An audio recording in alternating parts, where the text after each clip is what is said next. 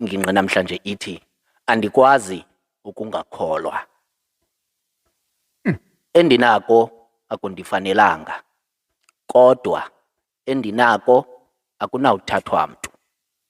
Hayi ukuba zonke izinto zam sezalunga, kodwa kumntu ondim omncinci oku ndikubonayo kuliphupha. Xa ndijonga emva ndiphuphuma imibulelo. Bendinoba kwezona iindawo zimbi, kodwa ndilapha.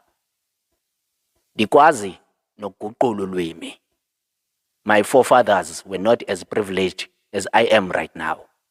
Ngako oko, xa ndixakiwe ukuba ndiya kweliphi icala, andiphelelwa lithemba ngokuba kukho indlela ezovela.